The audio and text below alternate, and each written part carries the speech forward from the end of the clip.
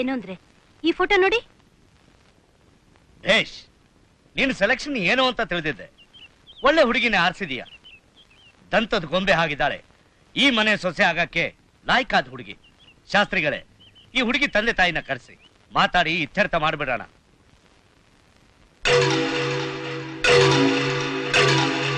ಏನ್ ಯೋಚಿಸ್ತಿದ್ದೀರಾ ಶಾಸ್ತ್ರಿಗಳೇ? ಅದು ಓಹೋ, ಬಡವರು ಅಂತಾನಾ? ನೀವೇನು ಯೋಚನೆ ಮಾಡಬೇಡಿ. ವರದಕ್ಷಿಣೆ ಅನ್ನೋ ಮಾತು ನನ್ನ ಹತ್ರನೇ ಸುಳಿಯೋ ಆಗಿಲ್ಲ. ಎರಡು ಖರ್ಚು ನಾವೇ ಹಾಕೊಂಡು ಅದ್ಧೂರಿಯಾಗಿ ಮದುವೆ ಮಾಡಿದ್ರಾಯ್ತು. ನೀವು ಹೋಗಿ ಫಿಕ್ಸ್ ಮಾಡಿ. ಹಾಗಲ್ಲ ಸ್ವಾಮಿ, ಜಾತಿ ಪ್ರಶ್ನೆ ಆಗಿದ್ರೆ ತಲೆನೇ ಕೆಡಿಸ್ಕೋಬೇಡಿ. ಜಾತಿ ಮತ ಅನ್ನೋ ಕೀಳು ಭಾವನೆ ನನ್ನಲ್ಲಿಲ್ಲ. ಕರ್ಸಿ, ಪರವಾಗಿಲ್ಲ. ಅದು ಅಲ್ಲ ರಾಯ್ರೆ, ಇನ್ನೂ ಏನು ಮೀನಾಮೇಷ ಎಣಿಸ್ತಾ ಇದ್ದೀರಲ್ಲ. ಓದು ವಿದ್ಯೆ ಇಲ್ಲದೆ ಇದ್ರೂ ಪರವಾಗಿಲ್ಲ. ಮನೆ ಕೆಲಸ ಅಚ್ಚುಕಟ್ಟಾಗಿ ಮಾಡಕ್ ಬಂದ್ರೆ ಸಾಕು. ಅದು ಬರಲ್ವಾ? ಪರವಾಗಿಲ್ಲ. ಮದುವೆ ಆದ್ಮೇಲೆ ನಮ್ ಜಯಲಕ್ಷ್ಮಿ ಹೇಳ್ಕೊಡ್ತಾಳೆ. ಹುಡುಗಿ ಮಾತ್ರ ಲಕ್ಷಣವಾಗಿದ್ದಾಳೆ. ನನಗಂತೂ ತುಂಬಾ ಹಿಡಿಸಿದ್ದಾಳೆ. ಬೇಗ ಹೊರಡಿ. ಇವಳು ರಾಮನಾಥ್ ರಾಯರ ಮಗಳು.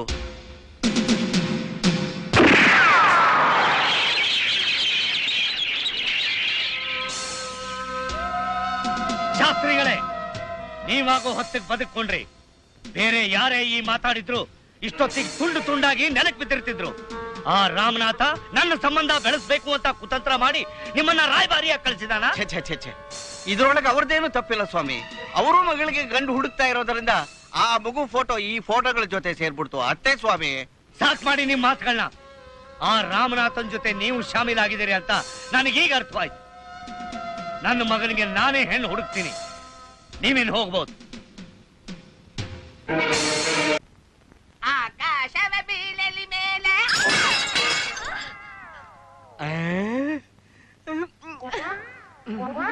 ಯಾರಿದು? ಈ ಮನೆ ವಸ್ತು ತುಳಿದು ಹೊಸ್ತಾಗ್ ಬಂದಿರೋ ಹೆಣ್ಣು ನಾನು ಚಿನಿಮಿನಿಕಿ.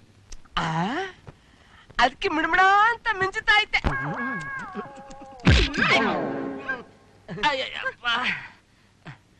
ಚಿನಿಮಿನಿಕಿ, ಈ ಮನೆಯಾಗ ನಿನ್ಗೇನ್ ಕೆಲ್ಸ? ಮದುವಮ್ಮನವ್ರನ್ನ ನೋಡ್ಕೊಳಕ್ಕೆ ಪಟ್ನದಿಂದ ಬಂದಿರೋಳು. ನೀನು? ನಾನಾ ಕಲ್ಕೊಳಕಿ ಕೃಷ್ಣ. ಈ ಮನೆ ಯಜಮಾನ್ರಿಗೆ ಯಾಕೆ ಅವ್ರಿಗೇನು ಕೈ ಇಲ್ವಾ? ಐತೆ, ಸಹಾಯಕ ಅಂದೆ. ಓ, ಹಂಗಂದಿಯಾ? ಚಿನ್ಮಿಣಿಕಿ, ನೀನು ಅಂದ್ರೆ ಸಾಕು. ಯಾಕೆ? ಈ ಊರ್ನಾಗೆ ಕರಿ ಎಮ್ಮೆಗಳು ನೋಡಿ ನೋಡಿ ನನ್ ಕಣ್ಣೆಲ್ಲ ಹಿಂಗೋಗೈತೆ. ಮಿಣ ಮಿಣ ಅಂತ ಮಿಂಚೋ ಈ ಸೀಮೆಸ ನೋಡ್ತಿದ್ದಂಗೆ ನನ್ ಮೈ ಎಲ್ಲ ಒಂಥರ ಆಗೋಯ್ತು. ಈ ಖುಷಿನಾಗೆ ನನಗ್ ಒಂದೇ ಒಂದ್ ಕೊಟ್ಬಿಟ್ರೆ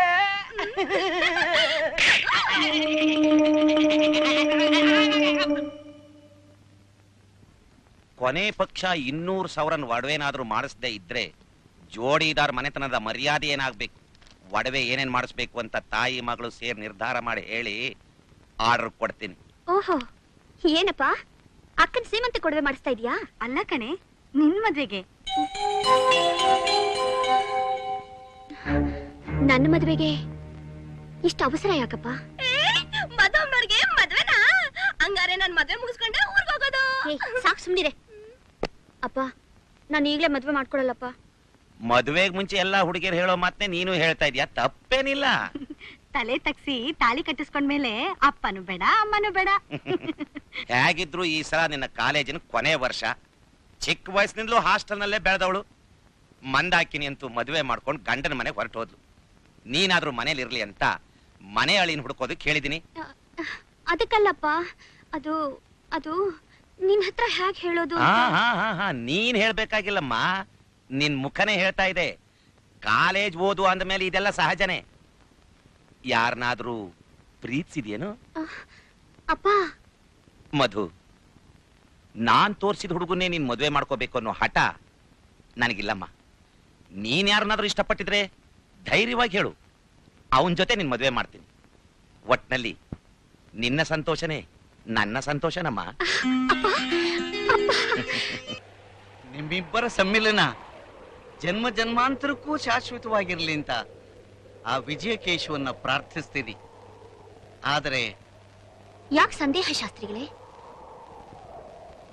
ಈ ವಿಜಯ್ ಯಾರ ಮಗ ಅನ್ನೋದು ನಿನಗೆ ಗೊತ್ತಿದ್ರೆ ಈ ಮಾತು ನೀ ಕೇಳ್ತಿರ್ಲಿಲ್ಲ. ಪ್ರೇಮದ ಅಮಲ್ನಲ್ಲಿ ನಾನದನ್ನ ಕೇಳೇ ಇರ್ಲಿಲ್ಲ. ಪ್ರೇಮಿಗಳಿಗೆ ಅದರ ಅಗತ್ಯನೂ ಇಲ್ಲ. ಹಾಗಂತ ಹೆತ್ತೋರ್ನ ಧಿಕ್ಕರಿಸಿ ಜೀವನ ಮಾಡೋದು ಸಾಧ್ಯ ಇಲ್ಲಮ್ಮ. ನೀವಿಬ್ರು ಯಾರ ಮಕ್ಕಳು ಅಂತ ಗೊತ್ತಾ? ಮಧು, ಜೋಡಿದಾರ್ ರಾಮನಾಥ್ ಅವ್ರ ಮಗಳು ಅಂತ ಗೊತ್ತು. ನಿಮ್ ತಂದೆ ಯಾರು? ವಿಜಯ್, ಜಮೀನ್ದಾರ್ ರಾಜಶೇಖರ್ ಅವರ ಮಗ.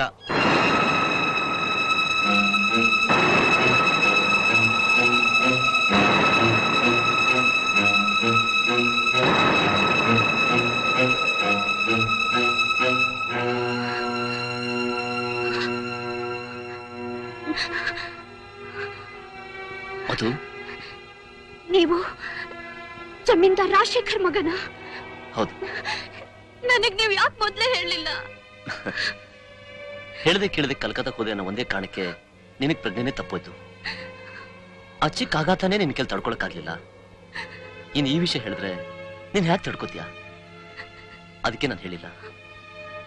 ಮಧು, ನಮ್ ಪ್ರೇಮಕ್ಕೆ ಇಡೀ ಜಗತ್ತೇ ಎದುರಾದ್ರು ಸರಿ, ಹೆದರದೆ ನಿನ್ ಕೈ ಹಿಡಿಬೇಕು ಅಂತ ನಿರ್ಧಾರ ಮಾಡ್ಕೊಂಡೆ. ನಿನ್ನ ನಿರ್ಧಾರ ತಪ್ಪು ಅಂತ ಹೇಳ್ತಾ ಇಲ್ಲ ವಿಜಯ್. ಆದ್ರೆ ತಲತಲಾಂತರದಿಂದ ಮುಂದುವರೆದಿರೋ ಈ ಎರಡು ಕುಟುಂಬಗಳ ವೈಷಮ್ಯ ವೈಮನಸ್ಸು ನಿಮ್ಮಿಂದಾದ್ರೂ ಪರಿಸಮಾಪ್ತಿ ಆಗುತ್ತಾ? ಎಂಥ ಮಾತಾಡ್ತಿದ್ದೀರಾ ಶಾಸ್ತ್ರಿಗಳೇ? ಮಧು, ನಿಮ್ಮ ಮುತ್ತಾತ ಜೋಡಿದಾರ್ ರಘುನಾಥ್, ವಿಜಯ್ ನಿಮ್ಮ ಮುತ್ತಾತ ಜಮೀನ್ದಾರ್ ದೀನಾನಾಥ್. ಒಬ್ಬ ತಾಯಿ ಹೊಟ್ಟೆಲ್ ಹುಟ್ಟತೆ ಹೋದ್ರು ಅವರಿಬ್ಬರಲ್ಲಿದ್ದ ಅನ್ಯೋನ್ಯತೆ ಆ ರಾಮಲಕ್ಷ್ಮಣರನ್ನೂ ಮೀರಿಸಿತ್ತಂತೆ. ಅವರಿಬ್ಬರಲ್ಲಿದ್ದ ಪರಸ್ಪರ ಪ್ರೀತಿ ವಿಶ್ವಾಸ ನೋಡಿ ವಿಧಿ ಕೂಡ ಸಹಿಸಲಿಲ್ಲ ಅಂತ ಕಾಣಿಸುತ್ತೆ. ಒಂದು ದಿನ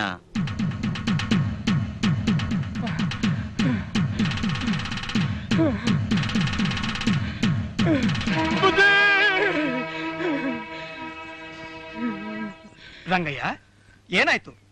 ಯಾಕೆ ನನ್ ಕಾಲ್ ಹಿಡ್ಕೊಂಡಿದೀಯ? ಹೇಳು ಮೇಲೆ. ನನ್ ಕಾಪಾಡ್ತೀನಿ ಅಂತ ಹೇಳೋ ಗಂಟೆ ನಿಮ್ ಪಾದ ಬಿಡಕ್ಕಿಲ್ಲ ಬುದ್ಧಿ. ಆಶ್ರಯ ಕೇಳಿ ಬಂದವ್ರಿಗೆ ಆಶ್ರಯ ಕೊಡೋದು ಈ ಜೋಡಿದಾರ ರಘುನಾಥನ ಧರ್ಮ. ಅದೇನು ಅಂತ ಧೈರ್ಯವಾಗಿ ಹೇಳು. ಭಾಷೆ ಕೊಟ್ರೆ ಹೇಳ್ತೀನಿ, ಇಲ್ಲ ನಿಮ್ ಪಾದ ಮೇಲೆ ಪ್ರಾಣ ಬಿಡ್ತೀನಿ ಬುದ್ಧಿ. ಆಯ್ತು, ಕೊಟ್ಟ ಮಾತಿಗೆ ಎಂದೂ ತಪ್ಪೋರಲ್ಲ ಈ ಜೋಡಿದಾರ್ ವಂಶದವರು ಅಂತ ಮತ್ತೊಮ್ಮೆ ನಿರೂಪಿಸೋಕೆ ಅವಕಾಶ ಸಿಕ್ಕಿದೆ. ನಾವು ನಂಬಿರೋ ನಮ್ಮ ಕುಲದೈವ ವಿಜಯಕೇಶವನ ಮೇಲೆ ಪ್ರಮಾಣ ಮಾಡಿ ನಿನ್ನನ್ನು ಕಾಪಾಡ್ತೀನಿ ಅಂತ ಹೇಳ್ತಿದ್ದೀನಿ. ಹೇಳು ಮೇಲೆ. ರೋಗದಿಂದ ನಳ್ತಿರೋ ನನ್ನ ಹೆಂಡತಿ ಪ್ರಾಣ ಉಳಿಸ್ಕೊಳ್ಳೋಕೆ ನಂಗೊಸಿ ಹಣ ಬೇಕಾಗಿತ್ತು. ಈಗಾಗಲೇ ಎಷ್ಟೋ ಸಾರಿ ಕೊಟ್ಟಿರೋದ್ರಿಂದ ನಿಮ್ಮನ್ನು ಕೇಳಕ್ಕೆ ಬಾಯೇ ಬರಲಿಲ್ಲ. ಬೇರೆ ದಾರಿ ಗೊತ್ತಾಗದೆ ಎತ್ತುಗಳನ್ನ ಕದ್ ಮಾರ್ಬಿಟ್ಟೆ. ಆ ಎತ್ತುಗಳು ಯಾರದ್ದು? ನಮ್ದು. ಇವನು ನಮ್ಮ ಕೊಟ್ಟಿಗೆಯಿಂದ ಕಳ್ತನ ಮಾಡಿದ್ದಾನೆ. ಪದ್ಧತಿ ಪ್ರಕಾರ ಇವನಿಗೆ ಶಿಕ್ಷೆ ಆಗಲೇಬೇಕು. ಅವನ್ನ ಕಳಿಸ್ಕೊಡು ರಘುನಾಥ್. ಪರಿಸ್ಥಿತಿ ಒತ್ತಡದಿಂದ ತಪ್ಪು ಮಾಡಿಬಿಟ್ಟಿದ್ದಾನೆ ಈ ರಂಗಯ್ಯ. ಆದ್ರೆ ತನ್ನ ತಪ್ಪನ್ನು ಒಪ್ಕೊಂಡು ನನ್ನ ಹತ್ರ ಶರಣಾಗಿದ್ದಾನೆ. ಇದೊಂದ್ಸಲ ಅವನ್ನ ಕ್ಷಮಿಸಿ ಬಿಟ್ಬಿಡು. ಸಾಧ್ಯನೇ ಇಲ್ಲ. ತಪ್ಪು ಮಾಡಿದವ್ರಿಗೆ ಶಿಕ್ಷೆ ಆಗ್ಲೇಬೇಕು ಅನ್ನೋದೇ ಈ ಜಮೀನ್ದಾರ್ ದೀನಾಥನ ಏಕೈಕ ಗುರಿ. ನಿನ್ನ ಸ್ನೇಹ ಮುಂದುವರಿಬೇಕಾದ್ರೆ ಒಳ್ಳೆ ಮಾತಲ್ಲಿ ಅವನ್ನ ನನಗೊಪ್ಸು. ಇಲ್ಲ ಅಂದ್ರೆ ಸ್ನೇಹಕ್ಕೆ ಸವಾಲ್ ಹಾಕೋದಾದ್ರೆ ನಾನೂ ಸೋಲಲ್ಲ. ನಾಳೆ ಪಂಚಾಯತಿ ಕಟ್ಟಲೆ ತೀರ್ಮಾನ ಆಗ್ಲಿ.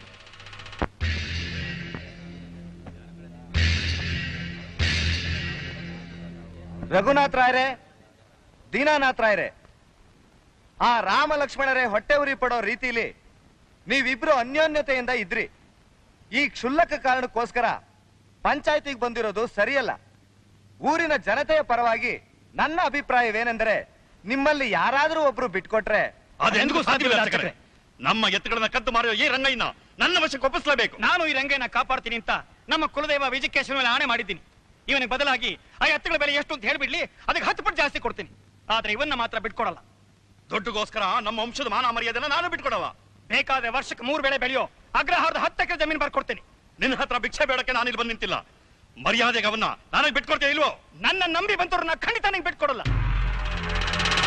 ನಿನ್ನಿಂದ ಅವನ್ನ ಹೇಗ್ ಬಿಡ್ಸ್ಕೊಂಡು ಹೋಗೋದು ಅಂತ ನನಗೆ ಗೊತ್ತು. ನನ್ನಿಂದ ಇವನ್ನ ಬಿಡ್ಸ್ಕೊಂಡು ಹೋಗಕ್ಕೆ ನಿನಗೆ ಅಲ್ಲ, ನಿನ್ನ ಹಣೆ ಬರ ಬರ್ದಿರೋ ಬ್ರಹ್ಮನ್ ಕೈಲೂ ಸಾಧ್ಯವಿಲ್ಲೋ ದೀನಾನಾಥ್. ಮುಚ್ಚಬಾಯಿ ಮಿತ್ರ ದ್ರೋಹಿ. ವಿಶ್ವಾಸಘಾತಕ ಆಗಿರೋ ನಿನಗೆ ನನ್ನ ಹೆಸರಿನ ಕರೆಯೋ ಯೋಗ್ಯತೆ ಇಲ್ಲ. ನಾನು ವಿಶ್ವಾಸಘಾತಕನ? ನಾನು ಅಯೋಗ್ಯನಾ? ನನ್ನ ಪ್ರಾಣನಾದ್ರೂ ಕೊಡ್ತೇನೆ ಹೊರತು ನಾನು ರಂಗಪ್ಪನ್ ಬಿಟ್ಕೊಡಲ್ಲ. ನಾನು ಪ್ರಾಣನಾದ್ರೂ ಕೊಡ್ತೀನಿ ಹೊರತು ಈ ರಂಗಪ್ಪನ ಶಿಕ್ಷೆ ಕೊಡದೆ ಬಿಡೋದಿಲ್ಲ. ಬಿಡಿ ಬಿಡಿ, ದಯವಿಟ್ಟು ಬಿಟ್ಬಿಡಿ.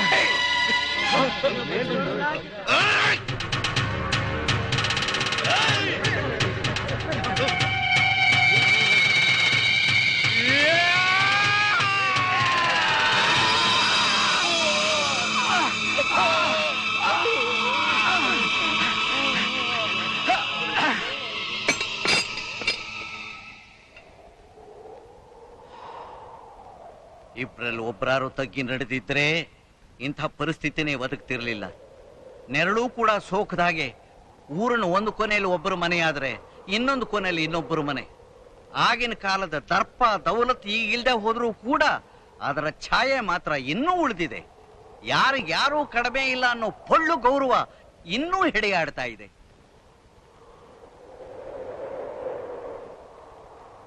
ಯಾಕೆ ಹಿರಿಯರ ದ್ವೇಷ ಕೇಳಿ ಹೆದರ್ಬಿಟ್ಟಿಯ? ನನಗೆ ಧೈರ್ಯ ಬರೋದಕ್ಕೂ ಬಿಡೋದಕ್ಕೂ ನಿಮ್ ಭರವಸೆನೇ ಮುಖ್ಯ. ಎಂಥ ಸಮಸ್ಯೆನೇ ಎದುರಾದ್ರೂ ನಾನು ನಿನ್ನ ಮಾತ್ರ ಕೈ ಬಿಡಲ್ಲ ಮಧು. ಆ ವಿಜಯಕೇಶ್ ಮೇಲೆ ಆಣೆ.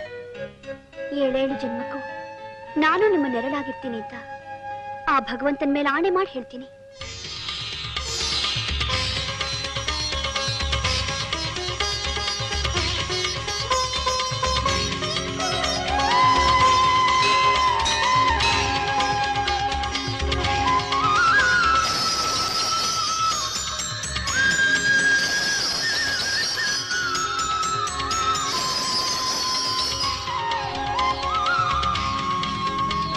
ನಿಮ್ಮಿಬ್ಬರ ಸಮ್ಮಿಲನದಿಂದ ಹಿರಿಯರ ದ್ವೇಷ ಹಾಗೆತನ ಪರಿಸಮಾಪ್ತಿ ಆಗಲಿ. ಆ ವಿಜಯಕೇಶವನ ಅನುಗ್ರಹ ಆಶೀರ್ವಾದ ಸದಾ ನಿಮ್ಮ ಮೇಲಿರಲಿ. ಮಧು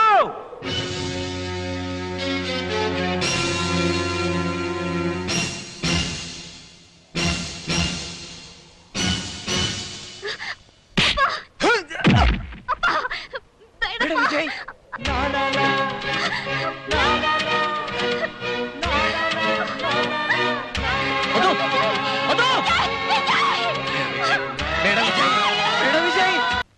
ಮತ್ತೊಮ್ಮೆ ಈ ಊರಿನಲ್ಲಿ ರಕ್ತಪಾತ ಹರಿಯೋ ಗತಿ ಬಂದ್ಬಿಟ್ಟೈತೆ. ಆ ರಾಜಶೇಖರ ರಾಯರ ಮಗ ವಿಜಯ್ನು ರಾಮನಾಥ್ ರಾಯರ ಮಗಳು ಮಧುನು ಒಬ್ಬರನ್ನೊಬ್ರು ಪ್ರೀತಿಸ್ತಿದಾರಂತೆ. ಅಷ್ಟೇ ಅಲ್ಲ, ಮದುವೆ ಕೂಡ ಆಗ್ತಾರಂತೆ. ಆ ಮದುವೆ ಎಂದಿಗೂ ಸಾಧ್ಯವಿಲ್ಲ. ನನ್ನ ಮಗ ನನ್ನ ರಕ್ತದ ಕುಡಿ, ನಮ್ಮ ಆ ಜನ್ಮ ವೈರ್ಯ ರಾಮನಾಥನ ಮಗಳನ್ನ ಪ್ರೀತಿಸಿ ಅವನ ಜೊತೆ ಸಂಬಂಧ ಬೆಳೆಸೋ ಮಟ್ಟಕ್ಕೆ ಹೋಗ್ತಾನೆ ಅಂತ ನಾನು ಊಹಿಸಿರಲಿಲ್ಲ. ಆತರ ಪಡಬೇಡಿ ಅಂದ್ರೆ ಯಾರೋ ಹೊಟ್ಟೆ ಕಿಚ್ಚಿಗೆ 2 ಕುಟುಂಬಗಳ ಮಧ್ಯೆ ಕಿಚ್ಚು ಹತ್ತಿಸಿ ಸ್ವಾರ್ಥ ಸಾಧಿಸ್ಕೊಳ್ಳೋದಕ್ಕೆ ಪ್ರಯತ್ನ ಪಡ್ತಿದ್ದಾರೆ ಅಂತ ಕಾಣುತ್ತೆ. ವಿಜಯ್, ನಾವೊಂದು ವಿಷಯ ಕೇಳಿದ್ವಿ, ಅದು ಸತ್ಯ ಸಂಗತಿ ಅಲ್ಲ ಅಂತ ನನಗನ್ನಿಸ್ತಿದೆ.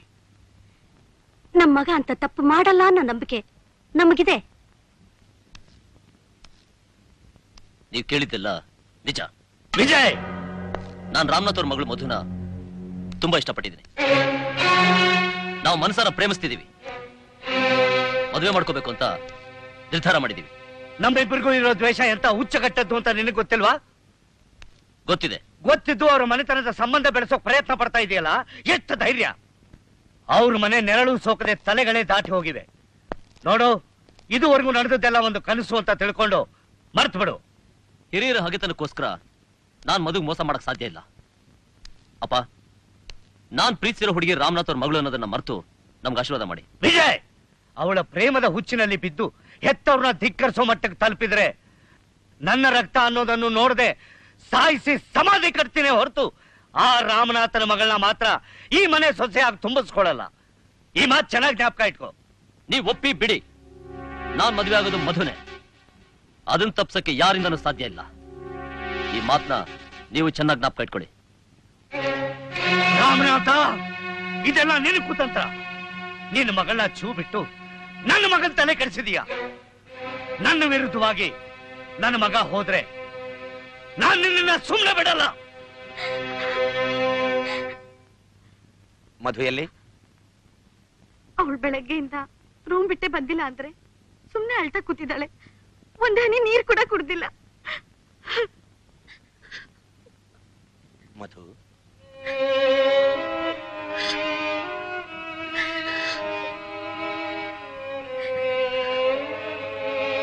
ನನ್ನ ಮಗಳು ತಪ್ಪು ಮಾಡಲ್ಲ ಅನ್ನೋ ನಂಬಿಕೆ ನನಗಿದೆ. ನನ್ನ ಮಾತು ಮೀರಲ್ಲ ಅನ್ನೋ ದೃಢ ವಿಶ್ವಾಸನೂ ನನಗಿದೆ. ಇದೆಲ್ಲ ರಾಜಶೇಖರನ ಕುತಂತ್ರ. ಎದುರಿ ಬರೋ ಧೈರ್ಯ ಇಲ್ಲದೆ ತನ್ನ ಮಗನ ಛೂ ಬಿಟ್ಟು ನಿನ್ನ ಮನ್ಸ್ ಕೆಡ್ಸೋ ಹಾಗೆ ಮಾಡಿದಾನೆ. ಈ ವಿಷಯದಲ್ಲಿ ನಿನ್ ತಂದೆನ ಕ್ಷಮಿಸ್ಬಿಡಮ್ಮ. ನಿಮ್ಮಿಬ್ಬರ ಪ್ರೇಮ ಮುಂದುವರಿಯೋದಕ್ಕಾಗ್ಲಿ ಮದುವೆಯಲ್ಲಿ ಸಮಾಪ್ತಿ ಆಗೋದಕ್ಕಾಗ್ಲಿ ಎಂದೆಂದಿಗೂ ಸಾಧ್ಯವಿಲ್ಲ. ದಯವಿಟ್ಟು ನೀನು ಇದನ್ನ ಅರ್ಥ ಮಾಡ್ಕೊಳಮ್ಮ. ಮಧು, ಮೊದ್ಮೊದ್ಲು ಕಷ್ಟ ಆಗತ್ತೆ, ಆಮೇಲೆ ತಾನಾಗಿ ಬೇರೆ ಬದುಕನ್ನು ಒಪ್ಕೊಂಡಾಗ ಎಲ್ಲ ಮರ್ತೋಗುತ್ತೆ. ಜಗತ್ತಿನಲ್ಲಿ ಕತ್ಲು ಹೋದ್ಮೇಲೆ ಬೆಳಕು ಬಂದೇ ಬರುತ್ತೆ. ಹಾಗೆ ಇದುವರೆಗೂ ನಡೆದದೆಲ್ಲ ಕತ್ಲು ಅಂತ ತಿಳ್ಕೊಂಡು ಮರ್ತು ಹೊಸ ಬೆಳಕಿನಲ್ಲಿ ಹೊಸ ಬದುಕನ್ ಕಾಣ್. ಬಾ, ಊಟ ಮಾಡೋಣ.